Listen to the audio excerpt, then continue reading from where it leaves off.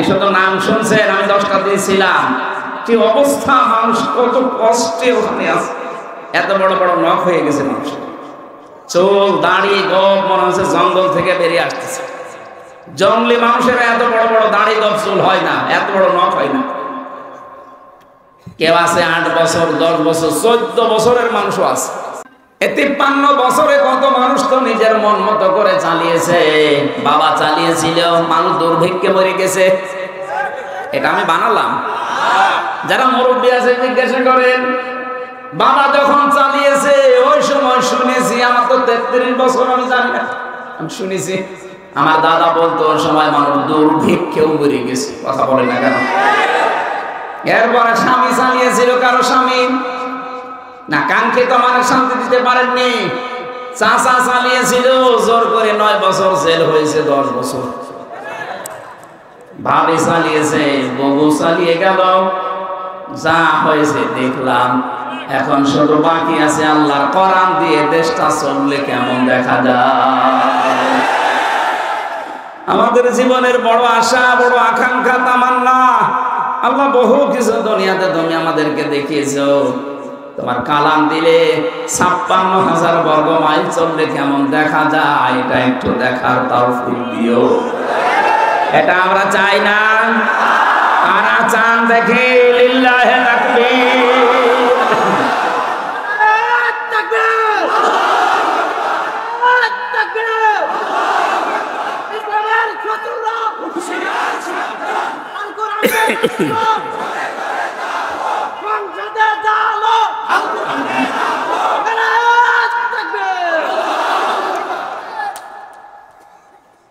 আল্লাহ রাব্বুল আলামিন লূত আলাইহিস সালামের জামানার কথা নবীজিকে মনে হচ্ছে আঙ্গুল দিয়ে দেখিয়ে দিচ্ছে। আপনি দেখেন, যারা আল্লাহর কোরআনের, যারা আল্লাহর আইনগুলো পাল্টিয়ে ফেলেছিল। আল্লাহর আইন ছিল নারী আর পুরুষে বিয়ে হবে, আর ওরা পুরা পাল্টিয়ে পুরুষে বিয়ে করেছে। কথা বলে না কেন? আজ বাংলাদেশে আল্লাহর কোরআনের আইন আছে 500। কয়শো?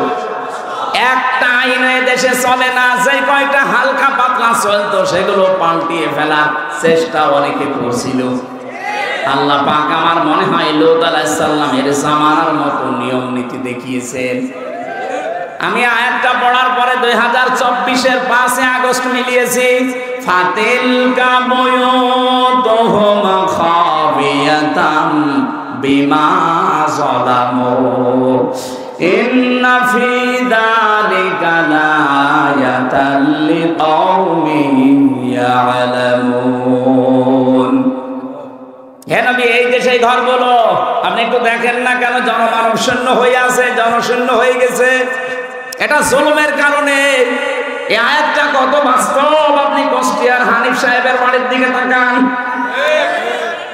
2024 সালের 5 আগস্টের বিকাল 5টা বাজতে ঈদ পর্যন্ত জনগণ খুলে নিয়ে চলে গেছে। অথচ ওখানে বসে আলেমদের বিরুদ্ধে ষড়যন্ত্র করত। কথা বলেন না কেন? তার সার্সেল বানিয়েছিল, ওর বিরুদ্ধে কথা বললে তারে ধরে নিয়ে রাতের বেলা পিটাতো মাটির নিচে। আমি নিজে ওই ঘরটা পরের দিন 6 তারিখে দেখতে গিয়েছিলাম। যে দেখি আমার মনে হচ্ছে একদিনে আল্লাহ লোক নবীর জামানার মতো বানিয়ে ফেলেছে। খাবিয়াতান শব্দটা ওখানে দেখেছি। ওখানে কিছু কিছু মানুষ যারা দেখতে যায় বলছে, হুজুর এই ঘরটাকে আমাদের মনে হয় এখন জাতীয় টয়লেট বানালে ভালো হয়। কেন বলছে? কেন? আল্লাহ যে বলেছিল খাবিয়াতাম বিমা যালামু, তাদের জুলুমের কারণে আমি আল্লাহ জনশূন্য করে দেব। পায়খানায় মানুষ থাকে গিয়ে, বলেন। এই জন্য মানুষের মুখ দিয়ে এখন এটা বের হচ্ছে। শুধু এইটাই না, সারা বাংলাদেশের 630টা থানা আছে। এই 630টা থানায় যারা জালেম ছিল তাদের বাড়ি ঘর আমার মনে হয় আল্লাহ পাক তার বান্দা বান্দীদের হাতে সব উজাড় করে দিয়েছে। এখান থেকে যদি আগামী যারা চেয়ারে বসবে এরা যদি শিক্ষা না নেয়, 5 বছরের ব্যবধানে তাদেরও বাড়ি উজাড় গৃহ হবে। আমি এইটা বলার জন্য এই পর্যন্ত আসি। এরপরও যদি কেউ না বসেন, এইদিকে আসেন, কানে মুখে বলছে। আশা করছি আপনি বুঝেছেন। এটা দিয়ে শিক্ষা দিলাম, আগামীতে কেউ যেন স্বৈরাচার না হয়, আগামীতে কেউ যেন ফ্যাসিস্ট না হয়, আগামীতে কেউ যেন এরকম জনগণের উপরে জুলুম অত্যাচার নির্যাতন না করে, কেউ যেন এই পৃথিবীতে আর আয়না ঘর না বানায়। কথা বলেন। আপনি শুধু নাম শুনছেন, আমি 10টা দিন ছিলাম, কি অবস্থা, মানুষ কত কষ্টে ওখানে আছে। এত বড় বড় নখ হয়ে গেছে মানুষ, চোখ দাড়ি গপ মনে হচ্ছে জঙ্গল থেকে বেরিয়ে আসতেছে। জঙ্গলি মানুষের এত বড় বড় দাড়ি গপ চুল হয় না, এত বড় নখ হয় না। কেউ আছে 8 বছর 10 বছর 14 বছরের মানুষও আছে। আমরা যেখানে ছিলাম ওই জায়গায় আমি পেয়েছি 2 বছর 7 বছর পর্যন্ত পড়ে আছি, কেউ জানে না। ওটা তো তাও একেবারে ঢাকার মেন জায়গায়। আর আর্মিরা যেটা চালাতে হয়েছে, কামরুল কি আহসান নাকি নাম জানো, জিয়াউল হাসান, এরা যেটা দায়িত্বে ছিল ওটা তো আরো ভয়ঙ্কর। এত বড় বড় আঙ্গুল দিয়ে কেউ খুশিয়ে খুশিয়ে দেওয়ালের সাথে লিখেছে, ভাই যদি বাইরে যেতে পারেন এই নাম্বারে একটু জানাবেন যে আমি বেঁচে আছি।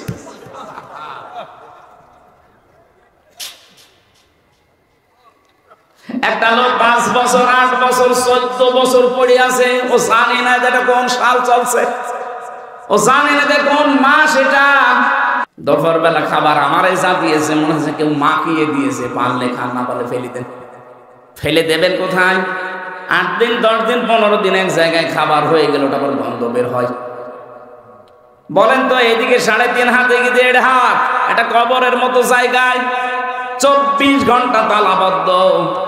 মুফতি ফখরুল ইসলাম আমার সাথে ছিল, আমারে বলছে, হামজা ভাই আপনার সাথে কি করেছে আমি জানি না, তবে আমার এই পায়ের ভেতরে হাত দিয়েছে, এভাবে আমারে বসিয়ে পায়ের ভেতরে হাত দিয়ে সামনে যে লোহার ব্যারিকেড দেওয়া আছে, লোহার যে চাঙারি টাঙানো আছে, এই শিক দেওয়া লোহার, ওর সাথে হাত দিয়ে হ্যান্ডকাপ দিয়ে আটকিয়ে দিয়েছে। আরে ভাই 2 দিন 5 দিন না, বছরের পর বছর 1.5 থেকে 2 মিনিট সময় দিত টয়লেট করার। নামাজ আপনি ইশারায় পড়েন, ওযু থাক আর না থাক, 1.5 মিনিটের ভেতরে টয়লেট করবেন, কখন কখন পানি খরচ করবেন, কখন আপনি গোসল করবেন, কিসের গোসল। আমি 10 দিনই আমার জীবনটা অতিষ্ঠ হয়ে গিয়েছিল। বাকি 3 বছর চাইছিলাম ফাঁসির কন্ডেম ছেলে, তাও তো মানুষ পেয়েছি। আর ওখানে কি অবস্থা, এক একটা ঘর সব আলাদা আলাদা। এত ভয়ঙ্কর জায়গায় যারা দায়িত্ব পালন করতো, মাঝে মাঝে ভাবতাম, আল্লাহ এরা বাড়ি যে সংসার করে কি করে। এরা তো বাড়ি যায়, বাইরে যায়, যে স্ত্রীর সাথে মেলামেশা করে, এদের তো সন্তানাদি আছে, এরা তো বন্ধু বান্ধবের সাথে মেলামেশা করে, কিভাবে এদের কি বিবেক মরে গেছে। এই দৃশ্যগুলো তো এরা প্রতিদিন দেখে যাচ্ছে।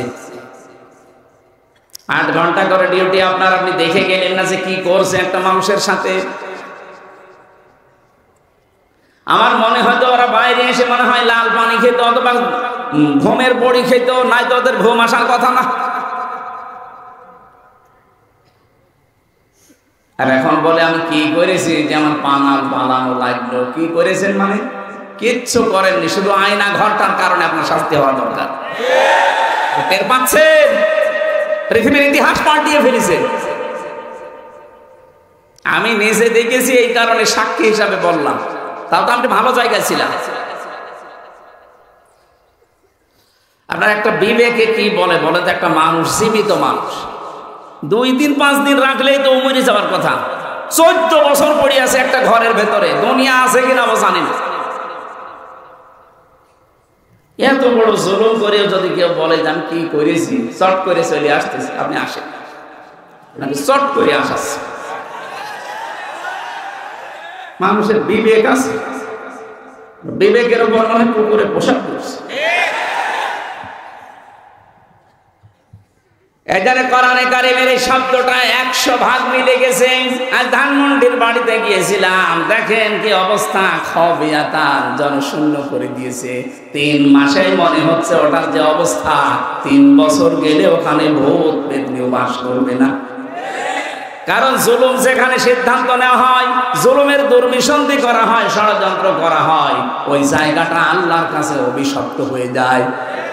আপনি আবু জাহেলের বাড়ির দিকে তাকান না, ইন্টারন্যাশনাল পায়খানা বানিয়ে দিয়েছে আল্লাহ, অথচ জায়গাটা অনেক দামি জায়গা, কাবার পাশে। কথা বলেন না কেন? কাবার একেবারেই পাশে, এত দামি জায়গা। আমি 16 সালে যখন হজে গিয়েছি, তাওয়াফ করার পরে উপর দিয়ে ঘুরছিলাম, হঠাৎ দেখে যন্ত্রণা পেটে। এক পুলিশকে বললাম, ভাই এতক্ষণ তো ভালোই লাগছিল, হঠাৎ আমার পেটে সেরকম যন্ত্রণা, এত ব্যথা করছে কেন? পুলিশ আমার দিকে তাকিয়ে ওর ভাষা দিয়ে বলছে, ইয়া হাজি ওর হজ্জা তাই না বিলাদুকা। ও হাজি, দেশ কোথায়? জি তুমি বাংলাদেশ। বাংলাদেশ থেকে এসেছি। আমার বলছে, হাজি জানেন না এটা কোন জায়গা? না তো। আবু জাহেলের বাড়ি। আপনি এখনো পায়খানা না করে দাঁড়িয়েছেন, তাড়াতাড়ি যান। কাজ করে দেখলাম, হ্যাঁ আমার পেটের ব্যথা ভালো হয়ে গেছে। আল্লাহ আমাকে জানাতে চাচ্ছে, হামজা এত টাকা খরচ করে আসলে আর ওই শয়তানের বাড়ি পায়খানা না করে চলে যাবা, তাড়াতাড়ি করো। আমার মনে হয় আল্লাহ এরকম একটা ইতিহাসও বাংলাদেশে তৈরি করতে যাচ্ছে। আমাদের যাদের পেটে ব্যথা হবে, এই জালেমদের বাড়ি ঘর যেগুলো উজাড় হয়ে আছে, জনশূন্য হয়ে আছে, এগুলোতেও একদিন না একদিন টয়লেট হয়ে যাবে। মানুষ দেখবেন পেটে ব্যথা হলে যে ওই জায়গায় ওই কাজ করে আসবে। আগামী যারা জালেম হবে তারা শিক্ষা নেন। কথা বলেন না কেন? এখনো অনেকে থালা হাতে পায়নি, তাই চেষ্টায় আছে যে দাঁড়াও আসে, এই জন্য শিক্ষাটা দিলাম। আপনি এরকম হয়ে যাবেন না। আপনাকে আল্লাহ ইতিহাসে ঘৃণিত নিন্দিত করতে বেশি সময় নেবে না, কারণ পৃথিবীর ইতিহাস এটাই। আপনি চেঙ্গিস খানের দিকে তাকান, হিটলারের দিকে তাকান, হাজ্জাজ বিন ইউসুফের দিকে তাকান,